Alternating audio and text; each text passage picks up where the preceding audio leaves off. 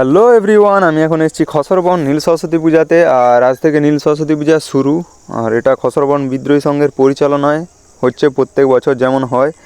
আর সবাই অবশ্যই এসো ঠাকুর দেখতে। তার সঙ্গে তোমাদের ঠাকুরের প্যান্ডেল এবং ঠাকুর মাইক সেট আপ আর কি অনুষ্ঠান আছে সব তোমাদের দেখাবো। প্যান্ডেলটাও খুব সুন্দর হয়েছে। আর এই হচ্ছে নীল সরস্বতী ঠাকুর, যেটাকে দেখলে এমনি ভয় লেগে যাবে। তার সঙ্গে ঠাকুরটা অপূর্ব সুন্দর হয়েছে, থিমের সঙ্গে ঠাকুর করা হয়েছে, যেটা দেখতে খুবই সুন্দর লাগছে। ছোট বাচ্চারা দেখলে এমনি ভয় পেয়ে যাবে। আর কে আসছো ঠাকুর দেখতে অবশ্যই সবাই কমেন্টে জানিও, আর ঠাকুর কেমন হয়েছে বলো। আর এই লিস্টের মধ্যে আছে মানে পুজোর পরদিন থেকে কি প্রোগ্রাম হবে সেইগুলো।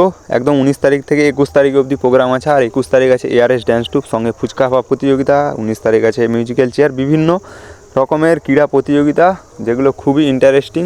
অবশ্যই সবাই এসো। আর এই হচ্ছে ঠাকুর, এটা হচ্ছে খসরবন বিদ্রোহী সংঘের ক্লাব, যেটা আগের বছর নতুনভাবে তৈরি হয়েছে। চলো তোমাদের একবার পুরো মাঠটা ঘুরিয়ে দেখাই। আর মাঠের মধ্যে কি হয়েছে, সামনে একটা স্টেজ আছে যেটাতে প্রোগ্রাম হবে, আর চারিদিকে আচ্ছাদন করা হয়েছে যাতে সুষ্ঠুভাবে প্রোগ্রাম দেখতে পায় বা খাওয়ানো হবে তার জন্য।